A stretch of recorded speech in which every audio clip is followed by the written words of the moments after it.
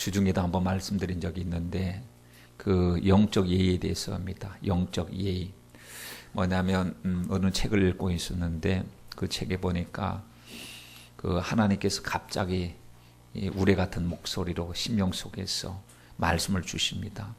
그래서 여러 사람이 있는데 왜냐면 그 사람들 모여서 아마 금식 기도하고 뭐 그렇게 하나님의 사역자들 앞에서 성령께서 음성을 들려주시는데 왜 영적 예의가 없느냐.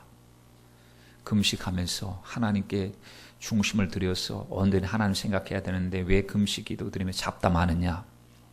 그렇게 하고 예배 드릴 때 왕들 앞에서 일반 사람들 앞에서는 그냥 가면은 옷 갖춰 입고 예의 갖추고 조심하고 그렇게 하는데 하나님의 그 인간 세상의 왕들보다 더 못한 왕이더냐. 예배 드릴 때 집중하지 못하고 온전한 자세로 예배 드리지 못하는 것이 영적 예의가 없다는 겁니다. 들어보니까 굉장히 많이 찔리는 거예요. 우리는 주님을 사랑의 하나님이라고 생각해서 하나님 앞에 물론 상황에 따라서 우리가 그 아픈 분은 아픈 대로 좀 기댈 수도 있고 하나님 앞에 할 수 있지만 그렇지 않음에도 불구하고 우리가 느슨해진 모습 속에서 하나님 앞에 하나님 우리 성가대가 찬양했지 않습니까? 하나님은 통치자라고요. 하나님은 왕이시라고. 그분은 오직 영광 받으시고 그분만이 존귀를 받으셔야 된다고 할렐루야로 찬양했습니다. 그 찬양이 얼마나 값지고 귀한 찬양입니까? 근데 우리가 예배 드릴 때 하나님 자세도 정말 정좌 똑바로 앉아서 정시 똑바로 보고 바로 하나님 말씀을 잘 듣게 해 주옵소서 하고 사람들 앞에 가도 예의를 갖추고 결혼식에 가는데 쓰르빠 질질 끌고 가는 사람 없잖아요. 그렇죠? 그 뭐 파자마 바람으로 예식에 동참하는 사람이 없습니다. 여기 하나님 앞에 천국 장한치 왕의 아들의 잔치와 같은 이 예배 가운데 우리가 할 수만 있으면 정말 준비하고 그래서 영적인 예의를 갖추는 것이 무엇인가 했을 때 하나님 말씀을 하나님 말씀으로 듣는 것입니다. 그리고 하나님 말씀대로 살려고 작정하는 것이고요. 그리고 은혜 주시려고 하나님께서 우리를 불러 모아 주셨을 때 우리가 은혜 받기 위해서 하나님 음성 듣기를 간절히 사모하는 것이 영적 예의라고 생각합니다. 저를 비롯해서 우리 모두가 하나님께 예배드릴 때 최고 예의를 올려드릴 수 있고 하나님 앞에 사랑을 고백할 수 있는 저와 여러분이 되시길 바랍니다. 오늘 말씀해 보니까요. 수고하고 무거운 짐진 자들아 이렇게 말씀하셨어요. 여러분 참 이 구절은 우리가 아마도 안 믿는 사람들도 한 몇 번씩은 들었던 구절이에요. 그러나 너무 중요한 말씀이고 우리를 초청하시는 말씀입니다. 수고하고 무거운 짐진 자들아 다 내게로 오래요. 초청의 말씀인데 누가 초청의 대상이냐 봤더니 수고하고 무거운 짐진 자들이래요. 근데 누구냐? 그러면 우리는 여러분 이 짐이라고 하는 것이요. 여러 가지 짐을 생각해 볼 수 있습니다. 인생살이의 무거운 짐도 될 수 있고요. 그리고 물질의 문제도 건강의 문제도 다 우리 짐거리죠. 근데 인간의 본질적인 짐이 무엇입니까? 아주 근본적인 짐은 바로 죄의 짐입니다. 근데 이 죄의 짐에 대해서는 사람들이 자기들이 죄의 짐을 짓고 있는지 몰라요. 보면은 그래서 당신은 죄인입니다. 어디서 와서 왜 삶이 어디로 가는지 알지 못하고 방황하며 살았습니다. 딱 하라고 그러면 따라서 안 합니다. 죄인임을 인정하지 않습니다. 하나님을 인정하지 않습니다. 왜냐하면 그 죄의 짐을 모르거든요.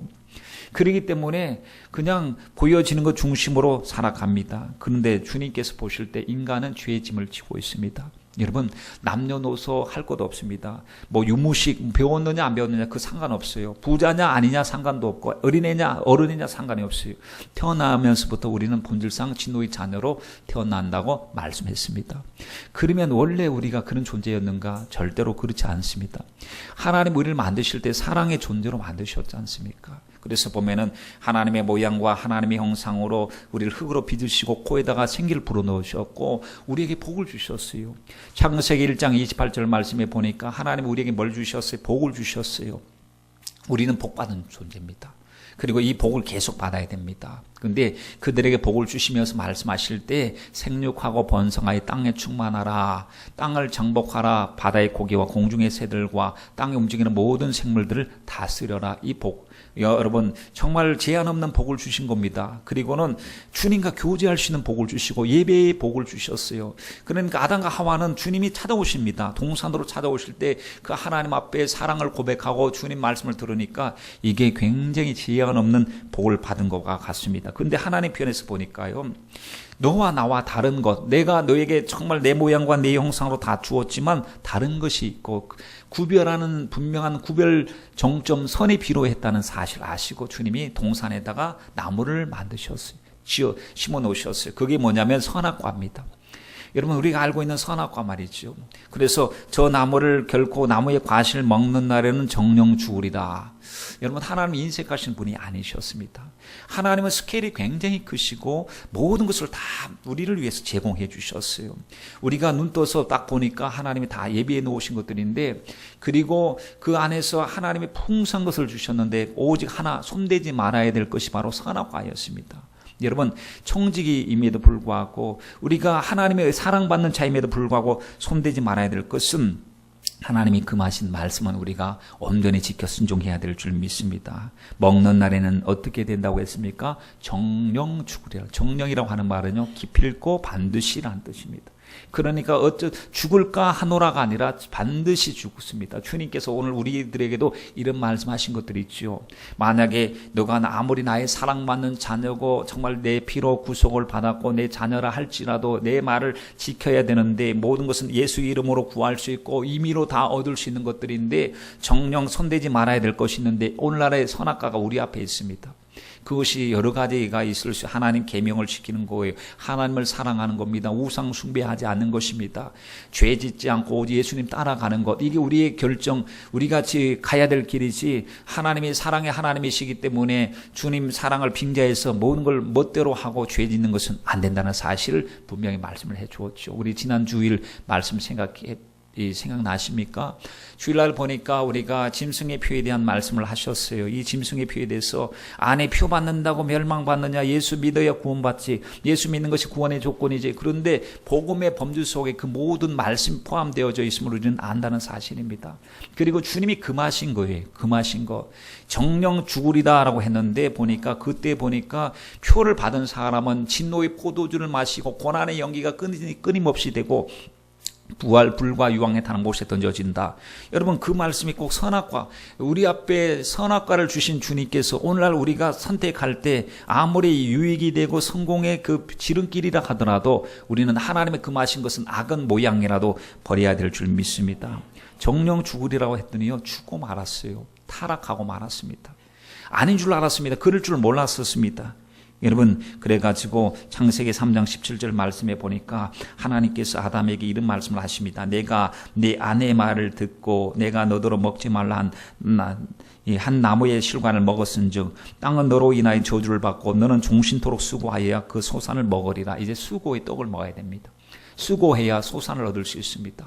왜? 하나님 말씀을 들었더라면 성공했을 텐데 말이죠. 앞에서 보니까 내 아내의 말은 들었대요. 하와의 말은 들었대요.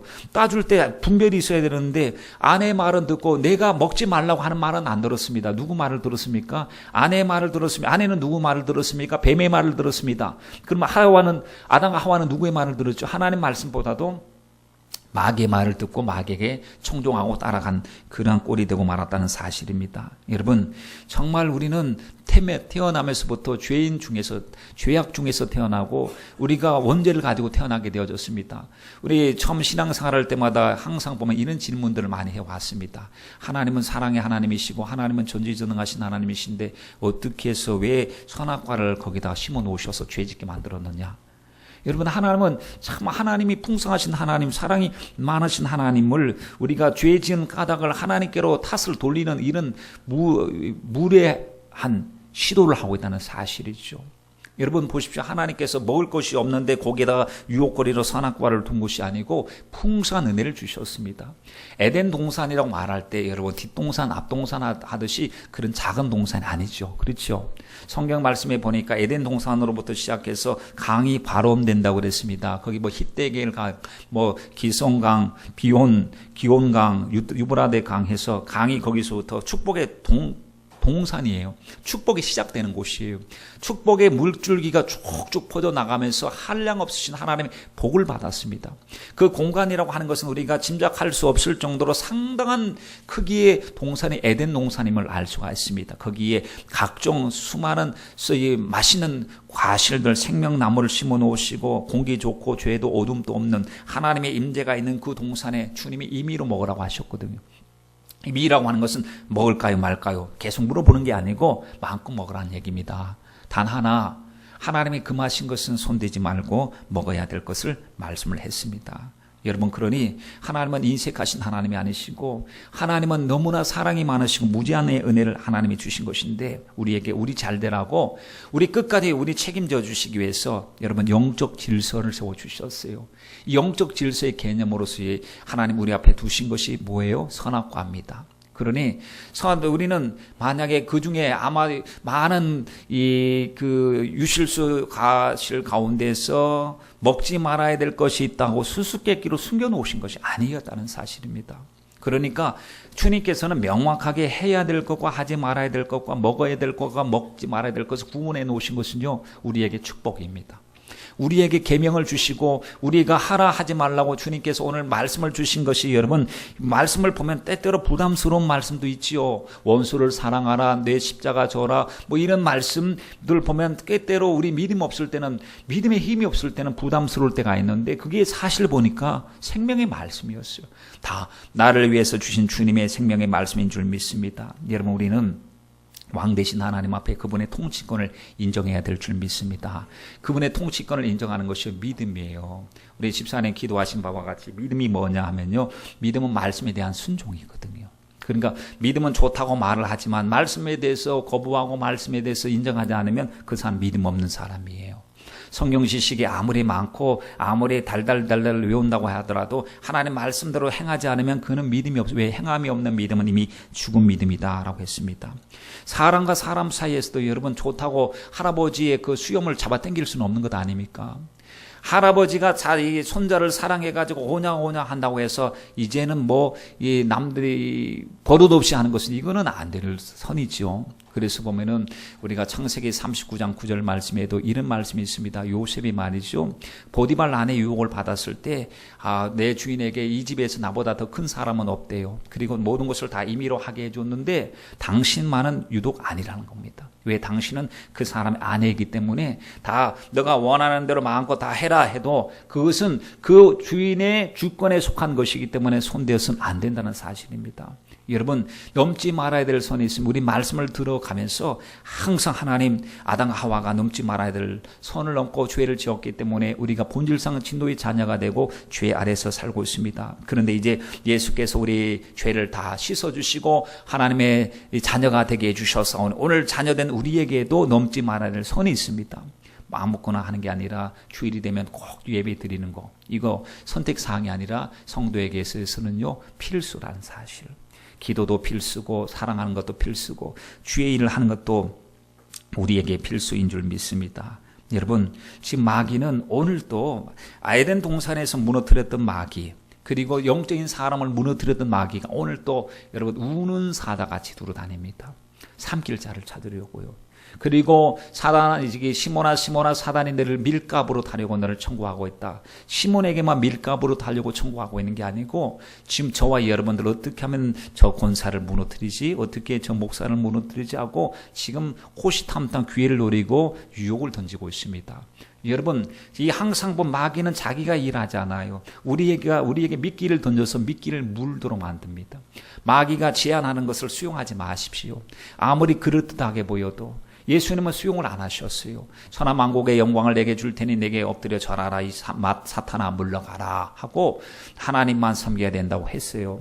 그런데 오늘 보면은 이 세상 유혹과 세상의 물질을 가지고 던져주면은 장로든 집사든 목사든 그 길을 따라서 하나님보다 더 사랑하고 거기에 추종하고 있으니 여러분, 마귀가 참 성도들을 우습게 봐도 뭐 할 말 없는 우리들의 모습이 아닌가 싶습니다. 여러분, 주님께서 아담 이후로부터 모든 인류는 수고하고 무거운 짐을 지고 살아가게 됩니다. 그러므로 여러분, 하나님이 주신 이 자유함을 가지고 다시는 죄의 짐을 지시 마시고, 주님께서 날 오라 우리 부르실 때에 주님 나 부르는 소리인 줄 알고 예배 시간에 주님 죄의 멍에를 벗으려고 주님께로 나왔습니다.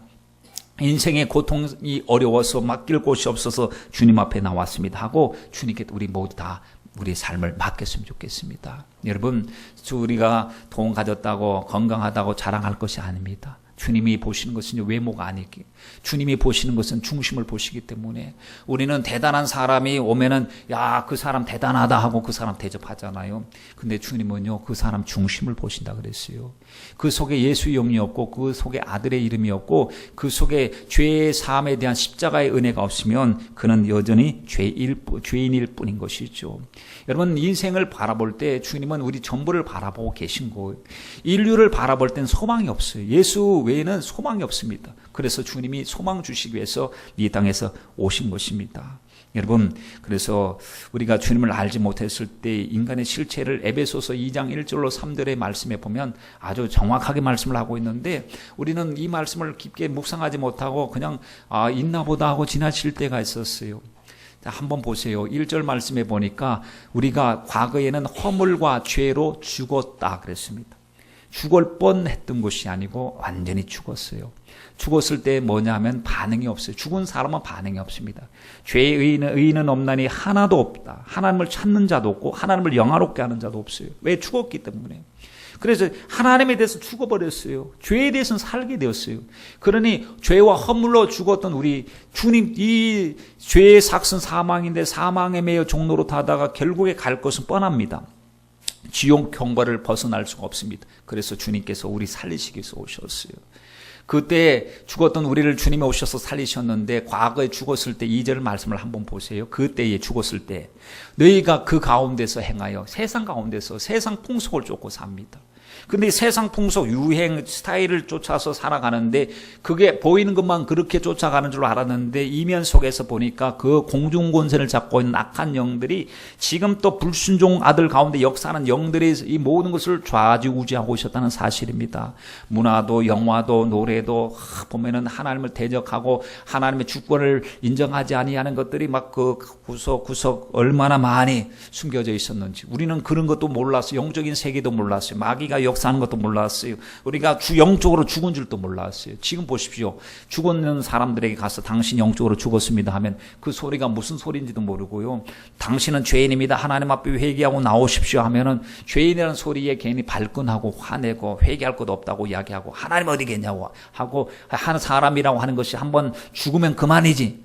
뭐 아무리 지식을 가진 무슨 그 누구의 그 스티븐 호킹인가 그런 사람들도 보면은 인간은 이 컴퓨터와 같아서 전기 나가면 사람은 존재 자체가 없어진다, 이런 허무맹랑한 이 소리를 하는데, 지식이라고 하는 사람이 어리석은 자는 말하기를 하나님 없다라고 말하지 않습니까? 이런 사람은요, 주님께서 마귀가 가장 좋아하는 사람입니다. 영적 분별력이 없는 사람, 성도인데도 불구하고 영적 세계도 모르고 지금 마귀가 얼마나 우리 가정을 공략하고 있는지도 전혀 모르고, 성도들이, 주의 종이 성도 여러분 깨어서 기도해야 됩니다. 마무리의 마지막이 가까웠습니다. 정신 차립시다 해도 오직 그 소리는 귀에 안 들어오고 자꾸 돈 버는 데만 관심 있고 성공하는 데만 관심이 있으면 여러분 마귀가 쾌재를 부릅니다. 왜냐하면 그의 생각은 이미 넘어졌기 때문에. 여러분, 지난번에 말씀드릴 때 그런 말씀 드렸습니다. 말은 오른편으로 말해도 넘어지는 것이 왼편으로 넘어지면 그 사람은 왼편 사람이라고요. 그렇죠? 그러니 지식으로 말해도 행동으로 이어지지 않으면 그 사람은 말은 믿음의 사람 같은데 육신의 사람에 불과하다라는 사실. 참 이게 뜨끔한 이야기입니다. 우리가 알기는 잘하는데 아주 중대한 결정을 칠 때는 결국에 내 욕심대로 결정을 칠 때가 많아요. 기도도 안 해보고 결정 질 때가 많아요. 주의 뜻이 무엇인지 분별하라고 주님께서 말씀하셨는데도 우리가 하나님 앞에 진정으로 상의하지 않고 묻지 않을 때가 얼마나 많습니까? 여러분, 예수님께서 인간으로 오셔야 될 이유는 우리 인간의 죄의 짐을 벗기기 위해서 우리 주님이 오셨습니다. 여러분, 히브리서 2장 14절로 16절 말씀에 보면 주님 오신 목적을 아주 정확하게 또 이야기하고 있습니다. 사실 이런 말씀들 우리가 묵상하지 않으면 놓칠 수 있는 그런 말씀들인데, 자녀들은 혈육에 함께 속하였음에 우리는 혈육이. 근데 그도 예수님 또한 한 모양으로, 우리와 같은 모양으로 혈육에 함께 속하신 이유는 사망으로 말미암아 사망의 세력을 잡은 자가 있어요. 지금 사망의 권세 잡고 사망의 세력을 잡은 자가, 이 사망의 세력을 잡고 사람들을 죽이고 멸망시키고 하는데 이 사망에 완전히 굴복당합니다. 그런데 이게 누구냐?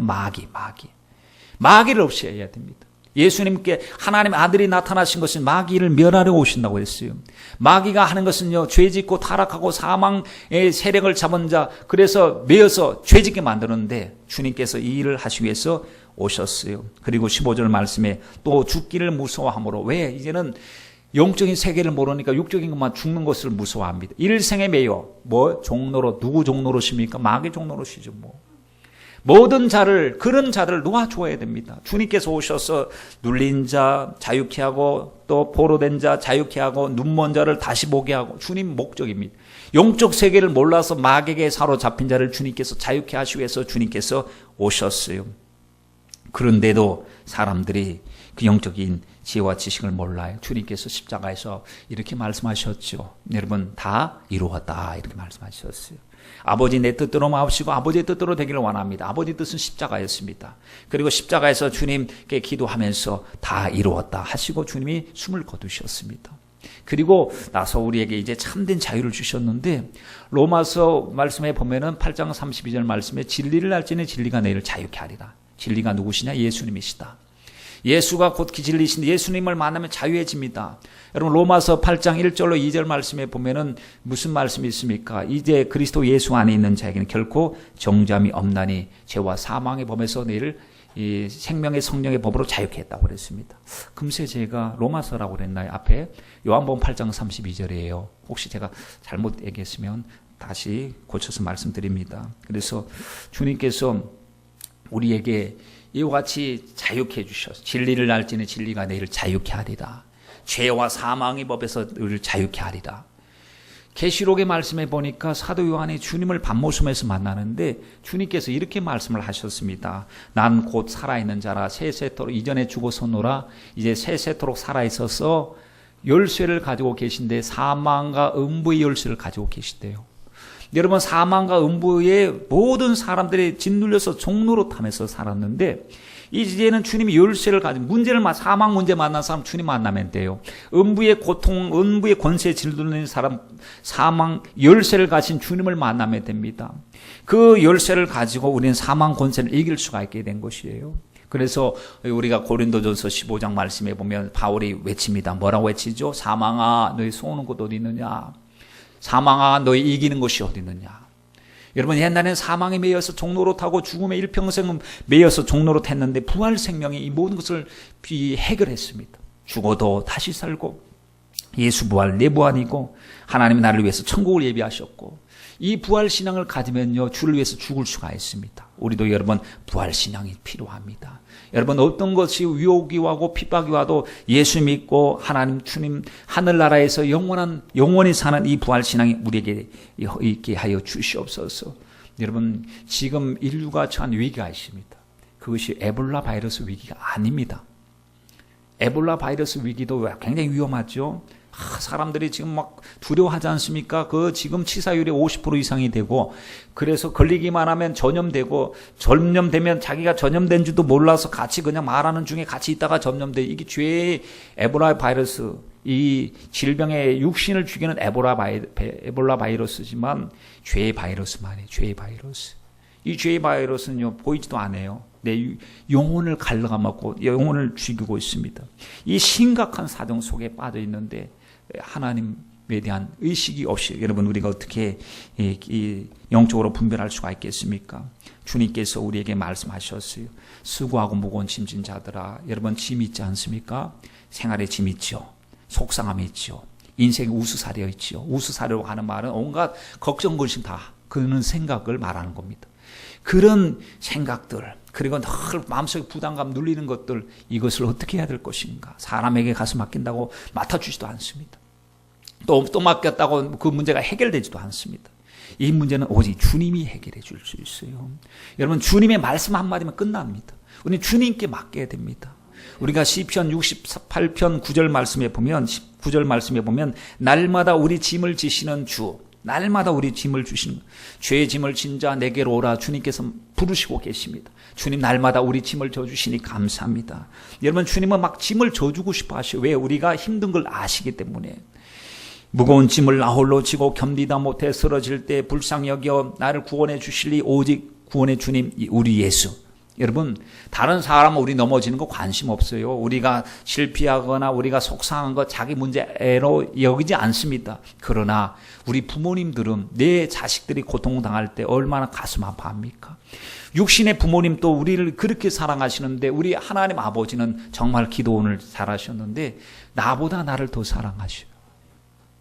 하나님이 나도 나를 사랑하는데요. 하나님 나보다 더 사랑하시오. 내 영혼을 사랑하시오. 우리를 책임져 주기를 원하셔요.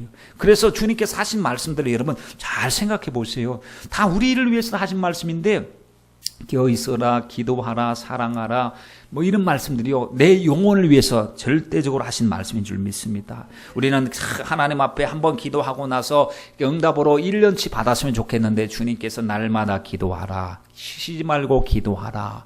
너는 마음을 다하고 성품 다해 주 너희 하나님을 사랑하라. 하나님을 내 목숨보다 더 사랑하라. 이게 여러분 우리를 위한 주님의 말씀인 줄 믿어지시면 아멘 하시길 바랍니다. 여러분 그렇습니다. 아무것도 염려하지 말고 모든 것을 기도와 간구로 너희 구할 것을 하나님 앞에 감사함으로 아뢰라. 그리하면 모든 지각에 뛰어나신 하나님의 평강이 우리의 마음과 생각을 지켜주실 줄 믿습니다. 여러분 주님은 우리에게 자꾸 기도를 요청하셔요. 주님은요 아까 복을 주셨잖아요. 아담과 하와에게 복을 주시며 우리에게도 복 주시기를 원하셔요. 그리스도 예수 안에서 풍성한 복이 있습니다. 구하기만 하면 주시려고 합니다. 영혼이 잘 되는 복, 생활의 복을 주시기 원합니다. 여러분 주님은 주시는 분이시거든요. 주는 것으로 기뻐하시는 분이십니다. 우리가 구하면 주님께 귀찮게 왜 자꾸 기도해? 아니라 졸지도 아니하시오. 주무시도 아니하시오. 우리가 약할 때 작은 신음에도 귀 기울여서 응답하시는 주님이 우리 주님이시에요. 여러분 이 주님 같으신 분이 어디 있습니까? 주밖에 없으십니다. 그러니 여러분 우리 평생 주님을 사랑하고 주님만 쫓아가야 될 줄 믿습니다. 뭐라고 한지 아십니까? 아들까지 내어주시니까 뭘 안 주시겠느냐? 전부 주셨어요. 아들까지 내어주시니까 그 아들과 함께 무엇을 주시지 않겠느냐? 여러분 예수님을 우리에게 주셨으니 그 이름으로 구하십시다. 그래서 날마다 이제는 우리가 한 짐 보따리에 안고서 사는 인생이 아니라 하나님 앞에 예배 드릴 때 보따리 들고 왔다가 다시 보따리 싸들고 돌아가는 우리 모습이 아니라 정말 맡기고 하나님 앞에 찬송하며 나아갈 때는 주님이 주시는 평안과 쉼을 얻고 돌아가는 저와 여러분이 되시길 주님의 이름으로 부탁드립니다. 방질 목사님 아시죠? 모르시면 혹 계실 수도 있고요. 방질 목사님이라고 최고령 목사님이 계셨어요. 그분의 연세가 103세입니다. 목회자, 그래서 목사 안수 받으신 데가 70년이 넘는 거예요. 평생 주를 위해서. 그 아버님도 선교사님이었고 목사님이었어요. 그 할아버지도 예수님 믿는 분이었고. 그래서 보면은 그때 그 당시에 참 어렵고 힘든 시대에 주님께 부름을 받아서 103세를 사시다가 이번 달 10일에 하나님의 부르심을 받으셨어요. 그래서 천국에 가셨는데 그분의 그 생전에 인터뷰한 그 다큐멘터리 같은 그게 영상이 있더라고요. 그 영상을 한번 몇 번 이렇게 보면서 많은 감동을 받았습니다.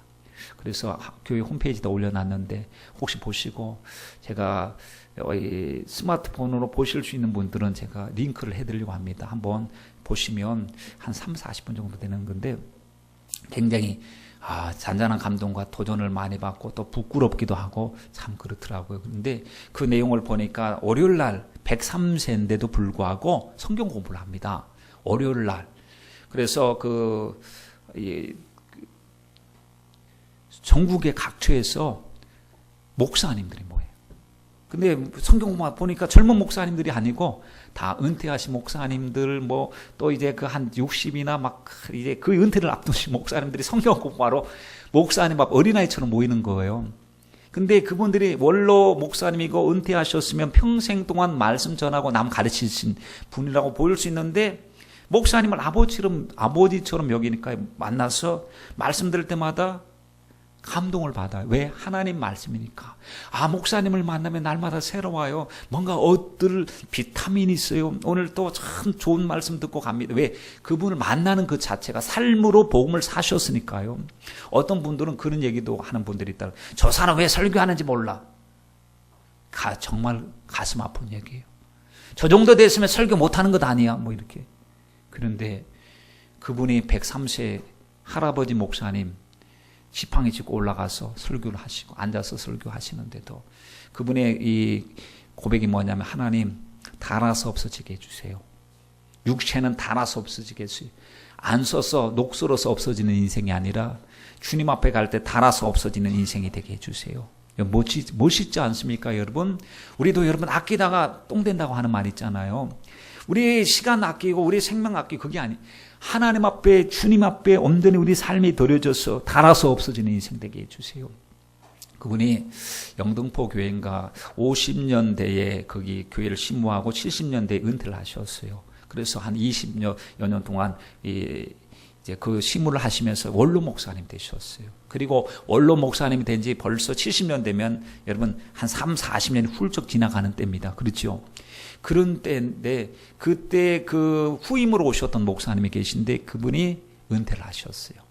그러니까 본인 또 은퇴하고 나서 젊은 사람 앉혔는데 그분 또 은퇴했어요. 은퇴하신 그분이 목사님을 보필하는 거예요. 항상 보면 같이 따라다니는 거예요. 그분도 할아버지인데 더 할아버지인 목사님을 존경하고 다니면서 하는 말이 목사님은 역사의 산증인이십니다.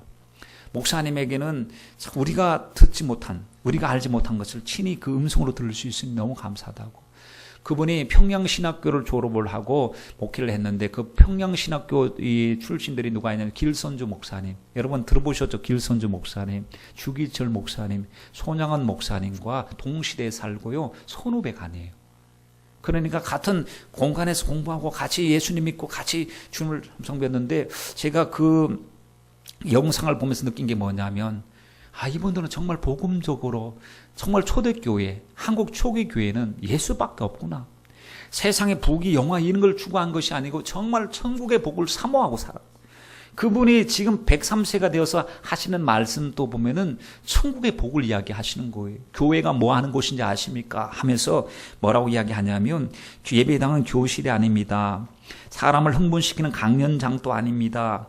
재미있게 듣자고 역사 이야기하는 것도 아닙니다. 그저 하나님께서 성령으로 예수에 대해서 알게 하시고 예수님의 은혜를 알게 하셨으면 받은 그대로 골방에서 받았으면 그것을 가지고 강단에 서서 성령의 감동으로 또다시 감동으로 전하는 것이 설교입니다. 교회의 목적은 사회 공헌이나 복지 사업이 아닙니다. 이렇게 얘기하면서 예수 그리스도로 말미암아 내 죄가 사해졌다는 사실을 믿고 영혼 구원에 받고 영혼 구원에 힘쓰는 것이 바로 교회요. 우리가 붙잡아야 될 것은 영혼 구원입니다. 라고 이야기했습니다. 그러면서 이렇게 말씀을 하셨어요. 믿음은 투항이라고요. 투항이 뭐예요? 손 들고 나오는 거예요. 주님, 정말 주님 항복했습니다. 나는 죽었습니다. 나를 내려놓고 하나님께 나옵니다. 이게 투항이거든요. 말씀 들을 때 우린 투항해야 됩니다. 하나님 내 고집 버리겠습니다. 내 주관 버리겠습니다. 주님 나를 지배해 주시옵소서. 그러면서 하시는 말씀이 믿음은 투항입니다. 말씀 앞에 나를 스스로 내려놓고 낮아져 말씀과 하나가 되어야 합니다. 예수님이 나를 지배하게 해야지 내가 예수님 지배하면 안 돼요. 믿는다고 했으면 나의 모든 것을 내려놓고 포기하고 투항해야지 왜 자꾸 자기의 주관과 의견을 고집하는지 모르겠어요. 여러분, 회개의 눈물이 있어야 감사의 눈물이 나오고요. 감사의 눈물이 있어야 사랑의 눈물이 나오는데요. 곰곰이 생각해 보니까 정말 맞다 이런 생각이 듭니다. 왜냐하면 감사의 눈물은 그냥 안 나와요. 회개할 때 감사의 눈물이 나옵니다. 회개의 눈물을 흘릴 줄 아는 사람, 죄에 대해서 애통할 줄 아는 사람, 죄에 대한 심각성을 아는 사람, 그리고 죄에 대해서 해결이 없는데 예수 피로 해결됐다는 것을 아는 사람이 구속받은 것에 대한 감사의 눈물이 나오지 않겠습니까? 감사의 눈물이 나오니까 이제는 어떻게 주님을 사랑한다고 고백하고 영원 사랑하는 눈물이 나오는데 주님, 우리에게도 이 회개의 눈물, 감사의 눈물, 사랑의 눈물이 나오게 하여 주시옵소서. 기도는 뭐 하는 거냐? 기도는 죄를 찾는 현미경이래요. 자꾸 기도하면서 죄를 찾아보는 거.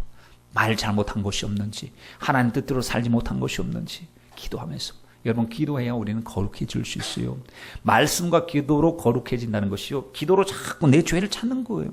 말씀을 통해서 내 죄를 찾아요. 그래야 거룩해지죠. 죄의 문제가 해결되지 않고 거룩해질 수가 있겠습니까? 오늘 또 여러분, 우리 주님께서 우리에게 말씀하십니다. 수고하고 무거운 짐진 자들아 하면 우리가 손을 뻗쩍 들어야 됩니다. 주님, 우리가 수고하고 무거운 짐, 죄의 짐은 예수님이 다 맡아주셨어요. 그러나 아직까지 생활의 짐, 생각의 짐, 여러 가지 짐, 아직까지 우리가 인생살이 가운데 짐이 많습니다. 주님 앞에 다 내려놓습니다. 그리고 예수님 붙잡습니다. 주님 다 주님께로 갑니다. 주님, 우리를 쉬게 해 주옵소서. 29절 말씀을 보도록 하겠습니다. 29절 말씀에 보니까 그 다음에 차례가 있습니다. 자유함을 얻은 자들이 맡아야 될 책임. 그 책임이 뭐냐면 배우는 거예요. 누구에게 배웁니까? 예수님께 배웁니다.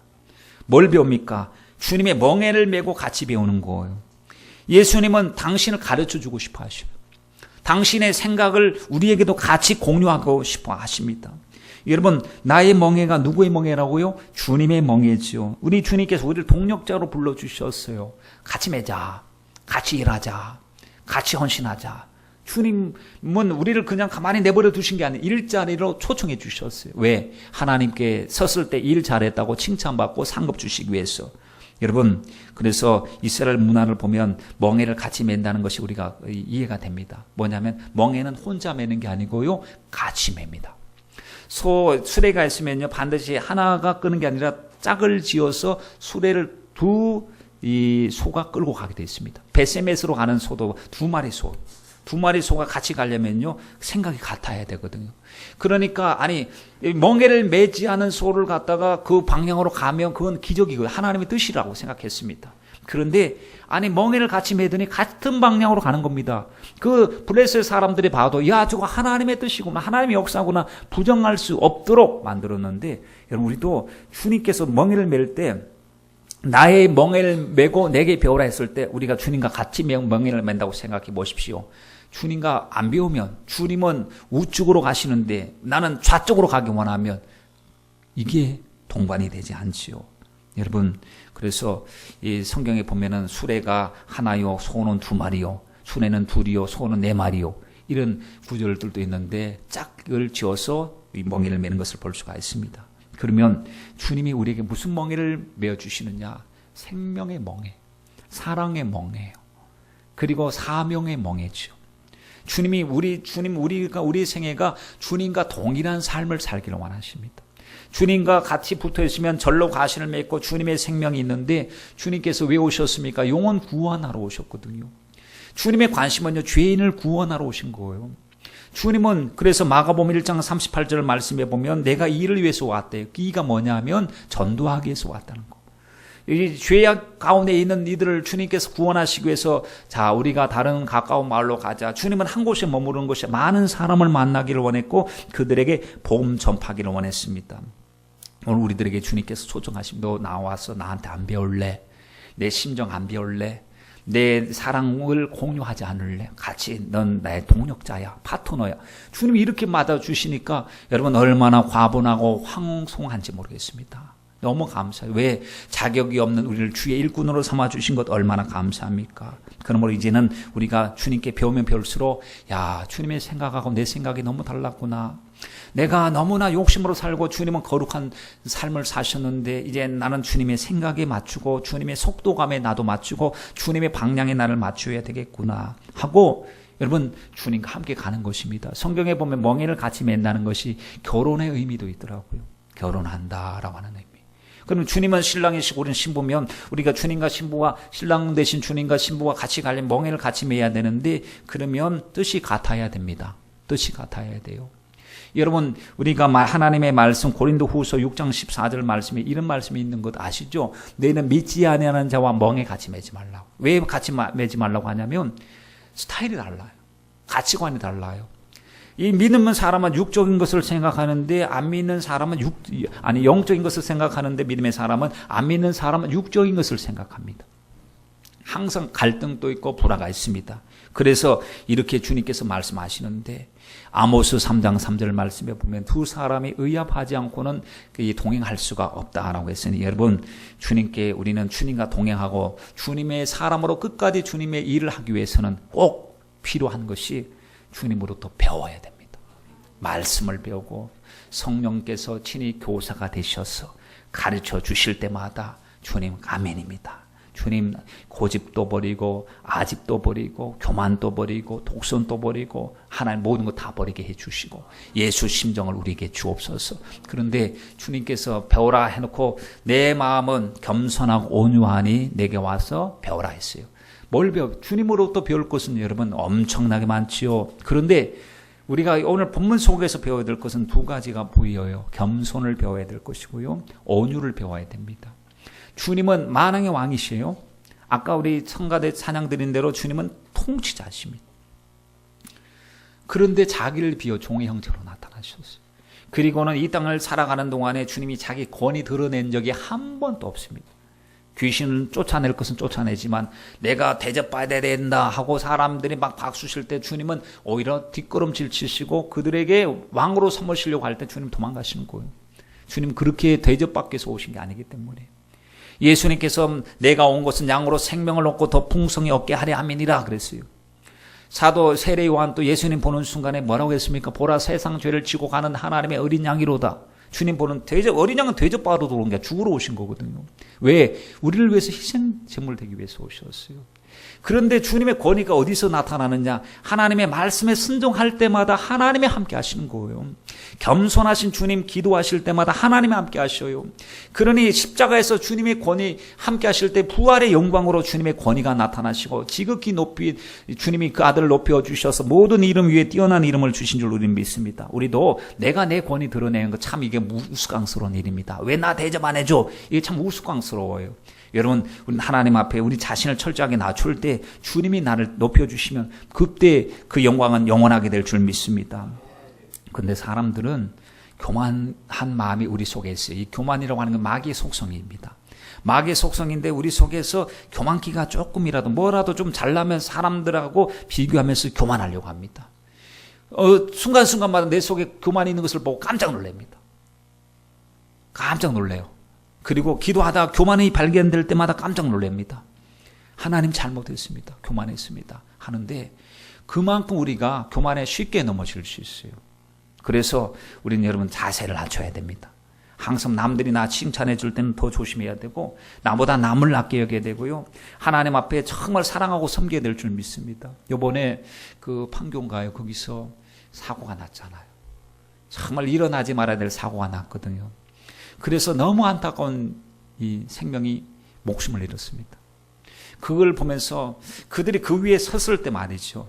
그 철판 위에 섰을 때 밑바닥을 좀 쳐다봤더라면 여기를 쳐다보지 말고 밑바닥을 쳐다보고 그 높이의 심각성을 알았더라면 거기 올라가 있지 않았을 것 같아요. 남들이 올라가 있다고 남들이 높은 곳에 올라가 있다 같이 올라가 있는 게 아니라 겉으로 보기엔 높은 곳이 아니었어요. 하단하고 높이가 같기 때문에. 그런데 밑으로 파져 있었기 때문에 높은 곳이었어요. 겉으로 보면 높은 곳은 아니었는데 떨어지면 굉장히 높은 곳이 그 위에 있었습니다. 간혹 1년에 한 번이나 될까나 옥상에 올라갈 일이 있습니다. 옥상에 올라가면요. 거기 십자가탑 위쪽으로 올라가면 긴장이 됩니다. 왜냐하면 난관이 없거든요. 난관이. 여기 그냥 이쪽에 사람 사는 데는 난관이 있지만 올라가면 그 난관이 없어요. 바로 그냥 꺾어져 있어요. 이렇게. 난관이 있어도 한 요 정도? 요 정도 턱밖에 없습니다. 그러니 그 꼭대기 올라가면 그 높이가 그래도 꽤 하여튼 4층, 5층 정도 높이가 되니까요. 꽤 높은 높이인데 어찌랍니다. 아찔해. 그러면 제가 어떻게 하느냐? 혹시 근처에 가려고 하면 앉아서 자세를 낮춰요. 뻣뻣하게 아무런 일 없는 것처럼 가지 않고 그리고 웬만하면 그 근처를 가지를 않습니다. 왜냐하면 안전 그 방어막이 없기 때문에 그렇게 사람들이 눈으로 보면 위험해 하는데 그 위험한 줄 모르고 있으니까 거기에 다 올라가 가지고 그런 사고가 났는데 영적인 것도 마찬가지라고 생각합니다. 눈으로 위험한 것을 직시하지 않는 사람은 위험한 곳이 있는데도 위험한 줄 몰라요. 근데 말씀과 성령을 통해서 우리가 인도를 받을 때마다 하나님 주님은 겸손하셨습니다. 교만은 패망의 선봉이라고 했습니다. 하나님 패망해서 교만한 자는 하나님이 대적하신다고 그랬습니다. 교만한 자는 천국에 들어갈 수가 없다고 했습니다. 천국은 겸손한 자의 나라라고 했습니다. 거기에 왕 되신 분이 겸손하신 분이라고 했습니다. 주님, 저희들 정말 주님 앞에 겸손을 배우게 해주세요. 우리 정말 주님 어떤 은혜를 받아도 하나님 앞에 겸손하게 하여 주옵소서. 여러분, 영적인 겸손이 뭔지 아십니까? 하나님의 절대 주권을 인정하는 겁니다. 하나님의 말씀을 절대적으로 인정하는, 이게 겸손이에요. 하나님 말씀을 무시하는 것이 이게 바로 교만이라는 사실을 알고 우리 생활 속에 주가 나의 주 되심을 삶 속에서 고백하고 예배로 드러나길 간절히 바랍니다. 온유. 이 온유가 뭐죠? 힘없는 것입니까? 아닙니다. 힘의 강약을 조절하는 것. 주님은 말씀 한마디면 12영이나 더 되는 천사를 동원해서 그 대적자들을 주님이 단칼에 없앨 수 있어요. 그러나 주님이 온유하신 분이시기 때문에 참고 힘 조절을 하고 계신 거예요. 때를 기다리고 계신 거예요. 화가 나도 참고 계신 거예요. 양털 앞에 털 깎는 자의 그 양같이 잠잠하고, 왜 잠잠한 것이 힘이 없어서 잠잠한 게 아니에요. 그 길을 가야만 하기 때문에 잠잠하신 것입니다. 옛날엔 난 내 자존심 상하면 그냥 벌컥 화를 내고 막 이게 수습이 안 될 정도로 했는데, 이제는 우리 속에 온유함이 있어야 되지 않겠습니까? 하나님, 이제는 상처와 약점 때문에 다시는 뒤집어지는 일이 없도록 주님 도와주시고 성령 앞에 다 통제당하게 하시고 다스려지게 하여 주시옵소서. 그래서 성령의 열매인 온유, 그 온유가 있게 해 주시옵소서. 온유한 자는 복이 있나니 저희가 땅을 기업으로 받을 것이노라고 했는데, 하나님 온유해서 하나님 모세도 온유하지 못했는데 주님 때문에 온유해졌습니다. 우리도 주님 온유해지게 하옵소서. 힘이 없기 때문에 당하는 것이 아니고 저 영혼 구원하기 위함, 마귀에게 기회를 제공하지 않기 위해서 주님, 이제는 나는 내 성미대로 살지 않고 내 기질대로 살지 않고 내 약점에 매여서 살지 않고 성령에 매여서 살기를 원하오니 주여 온유하게 주옵소서. 여러분, 예수님 따라가고 예수님 배우고 예수님으로부터 문제를 해결하면 주님이 주시는 축복이 뭐예요? 쉼을 주시는 거예요. 네 마음이 쉼을 얻을 것이다. 28절 말씀에도 쉼을 얻을 것이다. 여러분, 우리에게 정말 필요한 것이 쉼입니다. 잠시 잠깐의 쉼이 아니, 이 쉼이라고 하는 말이죠. 여러분, 아나파나우시스라고 하는 이 헬라의 단어인데 이게 안식이라는 뜻입니다. 안식, 쉼은 안식이다. 안식은, 진짜 안식은요, 천국에서 안식하는 거. 그러니 여러분, 우리 최종적인 예수 그리스도를 의지하고 나가서 쉼을 얻는 이 영원한 하나님의 안식에 들어갈 때까지, 안식에 들어갈 약속이 남아있을지라도 우리가 두려워하고 조심할 것은 그 약속을 붙잡고 안식에 들어가지 못한 사람들이 있었으니 주여, 우리는 오직 예수님 손잡 붙잡고 안식에 동참하게 해 주시옵소서. 마지막 한 말씀 드리고 말씀을 마치겠습니다. 세계를 정복한 알렉산더 왕 시절 이야기인데, 알렉산더 왕이 먼 나라에 가서 많은 것을 이제 승리하고 전리품으로 금을 마차에다 싣고 오고 있었어요. 그 길이 상당히 멀었습니다. 힘들었습니다. 말을 끌고 있는 그 낙이나 말도 막 지쳐서 막 기진맥진할 정도입니다. 마부가 그 말을 끌고 가고 있었는데 말을 보니까 말이 너무 힘든 거예요. 그래서 거기에 실려져 있는 금을 자기 주머니에다 넣었어요. 고찜에다 집어넣고 메고 갑니다. 알렉산더 대왕이 딱 보는 순간에 왜 그렇게 하냐고 물어봤습니다. 하도 이상해가지고. 그랬더니 이 마부가 하는 말이, 나귀가 너무 힘들어서 하여 짐을 털어주고 있습니다 했더니 알렉산더 대왕이 감동을 받았어요. 그러면서 이런 말을 했습니다. 짊어진 것은 내 것이다 그랬대요. 짊어진 것은 내 것이다. 여러분, 그게 뭐냐면 뭘 짊어졌어요? 금을 짊어졌어요. 누구 때문에? 서로 힘들어하는 것을 짐을 나눠주려고. 낙이라 하더라도 그 낙이를 사랑하는 마음 가지고 짐을 짊어졌는데 감동을 받으니까 짊어진 것이 내 것이래요. 여러분, 주님께서 멍에를 주셨는데 이게 멍에로 끝나는 것이 아니고 멍에는 반드시 영광으로 상급으로 바뀔 바로 그 순간이 있다는 사실입니다. 주님이 영광의 주님이시니 우리도 사명의 멍에를 메고 사랑의 멍에를 짊어지면요, 주님 앞에서 다 섰을 때 너 얼만큼 메었느냐, 짊어진 만큼 상급이 있으리라 하시고 우리를 축복하실 때 우리 모두 그때 우리 모두 하나님 앞에 축복의 주인공으로 우뚝 서시길 주님의 이름으로 부탁드립니다. 우리 다 같이